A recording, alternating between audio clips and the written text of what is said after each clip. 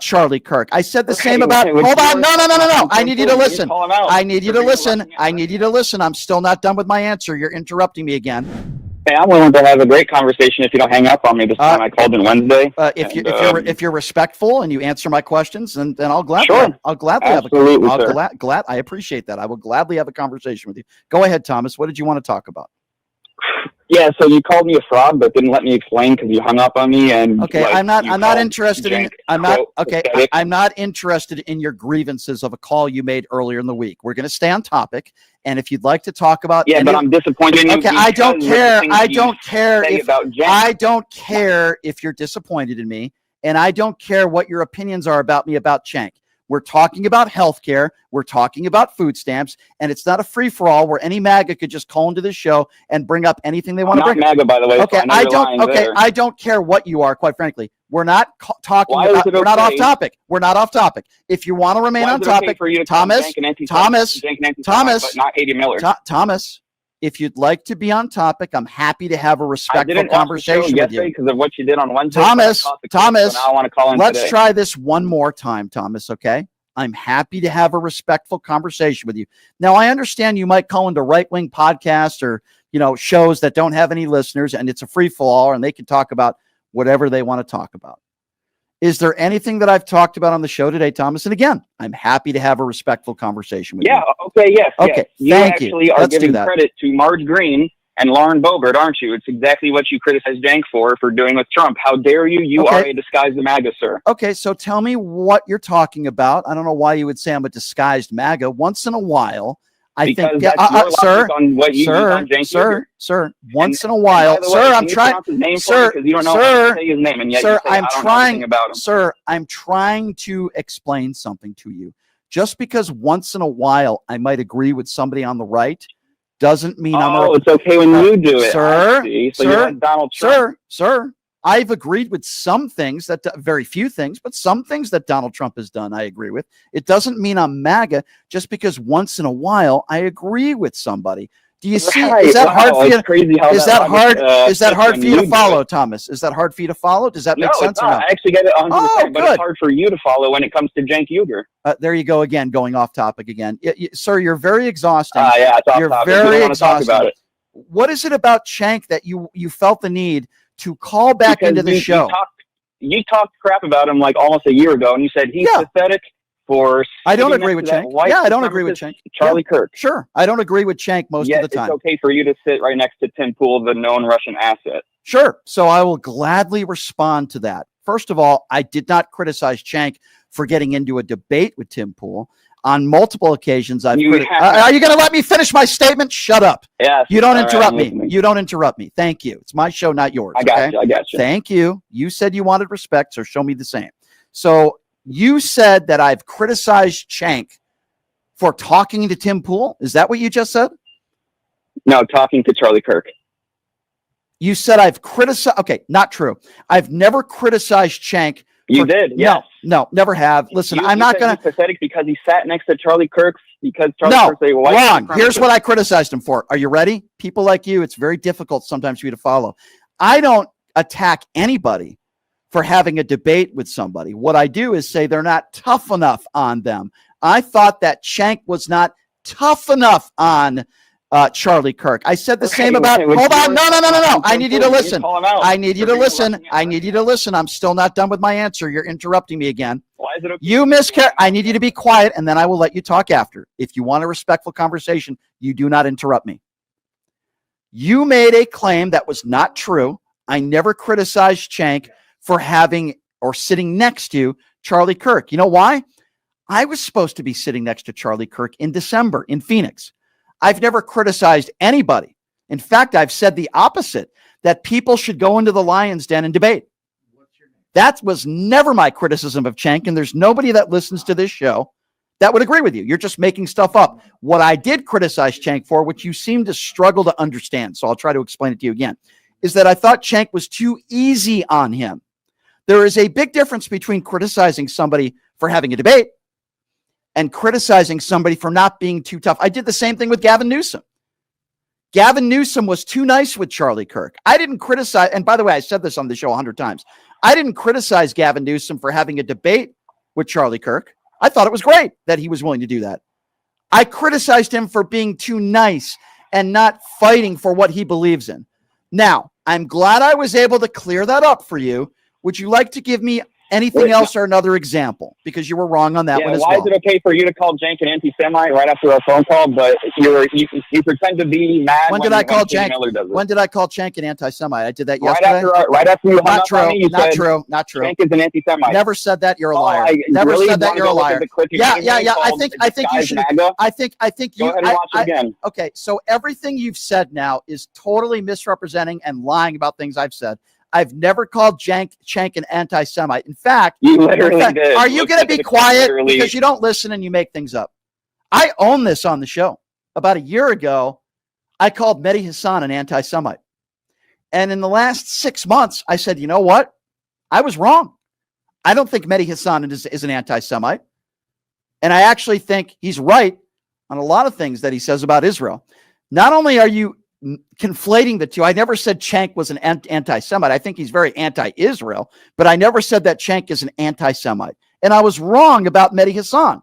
You obviously have no idea what you're talking about. I'd love to have a conversation with you of substance. But when you look at all right, sir, you have no idea what you're talking about. You're wasting my time. I don't mind having conversations with people that I disagree with. But when you have somebody that calls into this show that literally has absolutely no idea what he's talking about, he makes things up about you. I never have said that Cenk is an anti-Semite. I said he's very anti-Israel. He might say things at times that some people might construe as anti-Semitic. I don't think Cenk is anti-Semitic. In fact, I texted him yesterday. I said, congratulations on what you did to Katie. I thought he did a great job. I texted him yesterday. I don't have great relationships with people that I think are anti-Semitic. So it's just a completely ridiculous statement. You're literally wrong on every single one of your opinions that you brought to the show. But thank you for proving once again what a buffoon you are. I appreciate that. Hey, listen, so I just heard you say... Is that Al Rojas? That you were praying... This is Al. Hey, Al, how's it going? Al, pretty good. Hey, listen, I just heard you say that you pray to Jesus, but the other... Your phone cut out a little bit there, Al. We can't understand what you're saying, so try to repeat it. I think Al's on an Obama phone. Al, go ahead. Can you now? Yes, go ahead. Okay, listen, you just said that you were praying to Jesus. Yes. And I called you one time, and you told me that the Bible was a fairy tale. How does that work? I do, because somebody wrote a book, and I don't abide by a book. And I actually, right now, just said as a joke. Yeah, he was mocking Christianity, by the way. Clearly, no, I was mocking somebody who I wasn't mocking Christianity. No, you were, because you were also. No, I wasn't mocking Christianity. Here's what I was mocking: somebody who calls into a show that makes a joke about children that are starving. And I was obviously making a joke myself, saying, I pray to Jesus that this guy starves one day so he knows what it's like. And by the way, I was partially being serious. That's not an attack on people that are Christians. That's not an attack on people that are religious. If you're a religious person, that's great. But if you're a religious person who calls into this show and makes a joke about people starving, you're a piece of human garbage. And you're damn right. Do you know the religion of that guy? I mean, I don't know. But anybody who calls into a show who makes a joke about people starving can go to hell. And that doesn't mean that's an attack on Christianity. I attack people who are religious people who are making jokes, or anybody that makes jokes about you're praying to a God that I believe in, that many Americans believe in, and you're cursing somebody, which is is also a sin. I didn't curse on the air. You said you what? No. Thank you for the call out. Great question. Yeah, you're wishing like bad on somebody. Yes, and I am. You're praying to a God you don't believe in. Yep. And wait, what do you mean I don't believe in? You don't know what my. You just said that you think the Bible's a fairy tale. That doesn't mean I don't believe in a God. That doesn't mean I don't believe in a higher power. Do you believe in Jesus? Because I don't think you do. You said I believe in a higher power, whether that's Jesus or but God. You said, I really don't care. You said Jesus. Yeah. It was in your prayer. So you're mocking my belief and the belief of, frankly, millions of Americans. Okay, so let me be very clear. Let me clear this up for you. Sure. If somebody calls into the show and makes fun of children that are starving, I hope that person starves. Now, I was making a joke about I pray to Jesus because a lot of people that I think are on the alt-right, they seem to talk about family values, and yet they support the 34-count convicted felon liable rapist. I find that to be very hypocritical. If somebody is offended by the fact that I said I pray to Jesus that this guy starves one day, then that's on them. I really don't care. If somebody jokes around about people that are starving, I don't care what religion you are. You're a horrible human being, and I wish nothing but the worst for you. Now, whether I say I pray to Jesus or not, I was actually making a joke about that because I don't really pray. But I do believe in a higher power. That's about as far as I take it. I do believe in a higher power. But really, I could care less whether people believe in a higher power or not. What I care about people having empathy and how they treat others. If people want to hide behind their religion in some circumstances to hide their bigotry, I could care less what religion they're in. But yeah, I'm not mocking. I respect anybody that has any religion, and you can believe whatever you want. Just don't push your beliefs on me. That's how I feel. I've always felt that way. Well, look, I've seen you make jokes. I've seen you make despicable jokes. Like what? Tell me. I can't remember off the top of my head, to be honest. But here's the thing. I don't wish evil or bad on you. I don't pray to my God for bad things to happen. I don't make fun of people that are starving. In fact, well, look, you might have made a joke that I didn't like. You might have, making a joke you don't like is very different than making a joke about people that are starving to death. Okay. So my point is that when I pray, I pray for good things to happen to you. And that's my belief. Good. And I appreciate that. I don't wish upon anything bad to happen to you. Well, look, but I don't pray for bad people. Okay. Well, I do. Okay. And that's your right. Yeah. And that's your right. And frankly, I mean, that's what I believe. And I just telling you, I didn't. You have the right to believe that. I would never take that right away from you. And even though I didn't personally appreciate you invoking Jesus's name for something bad on somebody, can I ask you a question, if you don't mind? Yeah. What bothered you more? Me invoking Jesus's name, saying, I hope this guy starves for one day because I want him to feel what many of these, or him calling into a radio show, making fun and making a joke of people that are children that are starving. What bothers you more? Well, first of all, I mean, like, one, it wasn't a very funny joke, but I think the point he was trying to make is what you are saying is he just doesn't believe what you're saying is happening. He doesn't believe that it's like South Sudan. He doesn't have to believe it, but and he was making a joke and making the case that children are not really starving here. And that's a sincerely held belief he has. And I guess I just didn't appreciate you using my religion and the religion of a lot of people and say, hey, I want bad things to happen to that guy for making a joke you didn't like. But isn't that my right to say it absolutely is your right. Absolutely is your right. I'm not even wishing anything bad to happen to you because I'm just saying. I was told I didn't call you out enough, so I'm calling you out a little bit. Well, I'm going to double down on what I did. If you're a bad person and you think it's a joke that children are starving, clearly he called into the show and he thought it was funny. Right. Then I'm not going to pray for you, and I don't wish good things to happen to you, and I think he's a scumbag. Mm-hmm. And if one day he starves, I won't feel the least bit sorry for him. That's who I am. I don't waste my time praying for good people. I wouldn't put my hand on the Bible and pray for the president of the United States, who is the guy who's attacked POWs, Gold Star families. I believe he's in the Epstein files. I believe he's a rapist. I wouldn't waste my time and put my hand. By the way, he wouldn't put his hand on the Bible. He can't name one verse in the Bible, but for some reason, Christians and evangelicals don't want to call him out for that. The man who is a far bigger sinner than the average person on any given way. I just choose not to care about bad people. I choose not to pray for bad people. I pray for good people. I feel for decent, good people. It doesn't mean I always have to agree with them. It doesn't mean that we have to agree politically on every issue. But I care about decent people who care about others. The man has no empathy. And when somebody calls into this show and they show that they have no empathy for children who are starving, I wish them nothing but the worst. Now, we're different on that. Sure. We're different on that. And I respect the fact that you all think that way. That's fine. I'm just saying that people who don't think exactly like me are not necessarily evil. And I agree with you. And I think that even people who do bad things might be, from their perspective, doing something very good. And maybe they are, there are certainly people who are evil. Yeah. And frankly, I pray for the evil and the hatred in their heart to go away. And that's what I pray for. Well, there's going to be a lot of praying for Donald Trump then. I think he has a lot of hate in his heart. So by your standards, Pete Hegseth should be deported to an El Salvador prison? Should Pete Hegseth be deported to an El Salvador prison? Yes or no? I'm not going to be defending him. A few things I wanted to say, what I want to know is are you going to go to Piers Morgan again? I want to see you and that your friends. Of course. Yeah, Piers Morgan. I will continue to do his show. Absolutely, 100%. Get Leonard in there too, if you can. And he's a really nice guy. Leonard is a really nice guy. They did a good, and by the way, thanks to Paul Lance and Leonard for filling in for me Thursday, Friday. They did a good job. So what do you? What I'm saying is, yeah, go ahead. What I'm saying is, get Leonard too. I kind of want to see you and Leonard, debate.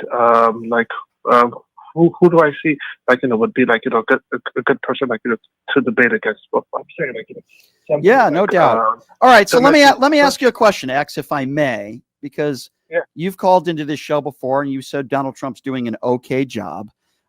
So a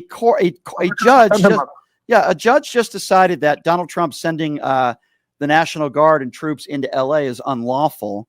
Are you still okay with Donald Trump pressing the issue and trying to send in the National Guard to, say, Chicago or a Baltimore? Are you okay with that? If the judge said no and the citizens don't want it, that's what I'm saying. That's right. But Donald Trump has defied the Supreme Court. He's already defied judges' rulings, right? You are aware of that. Are you okay with our president defying a judge and defying the Supreme Court? Listen, the Supreme Court, are his people, and if they're saying no, then there's a good reason. He's already defied the Supreme Court when it came to Garcia, when Garcia was deported to El Salvador. So he's already defied the Supreme Court, and I'm sure he will do it again. Then that's wrong, because the Supreme Court is more on his side. Biased towards his side. I'm not, like I said, I'm not going to be defending him. If he's wrong, I'm not his dad. What has he done right? What has he done right in the first 7 months of this administration? I mean, okay, fine. You want to talk about, I already told you, I think it's, deportation standards, I think it's decent.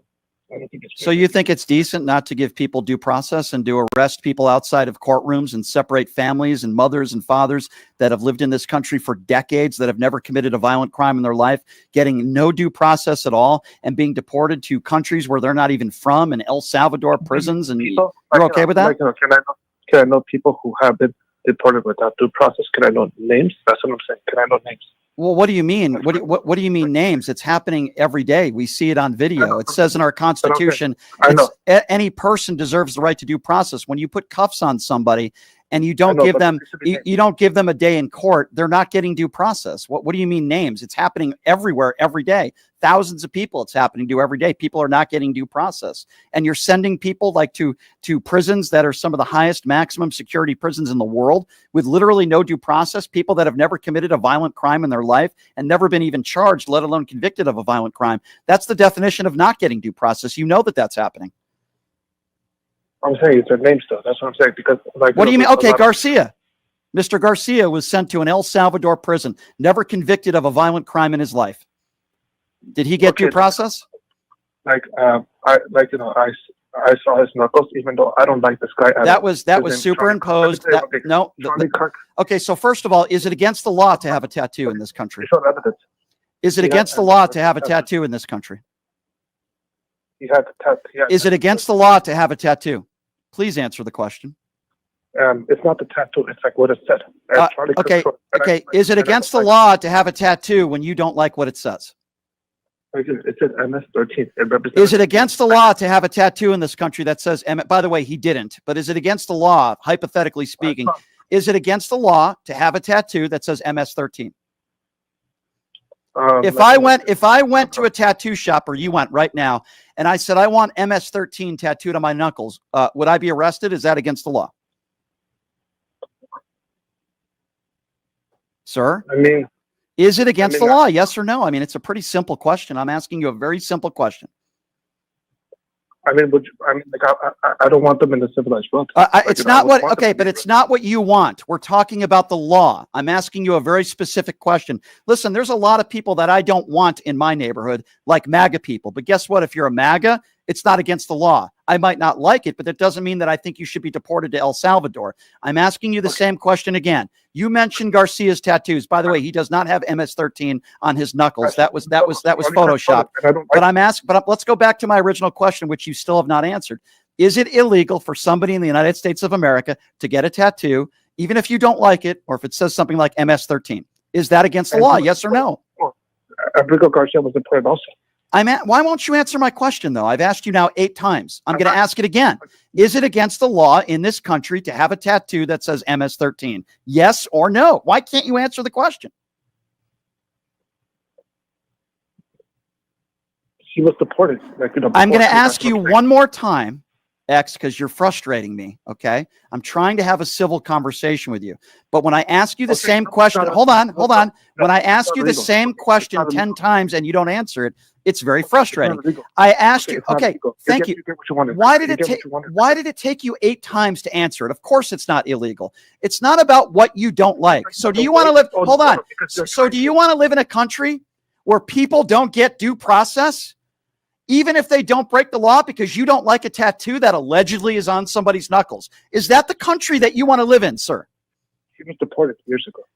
Sir, he was sent to an El Salvador prison, never convicted of a violent crime, into one of the highest maximum security prisons in the world. And you're defending it because you don't allegedly like one of his tattoos. Do you understand why that is wrong? That is why he did not get due process. Just because you don't like... Okay, so should Pete Hegseth be deported?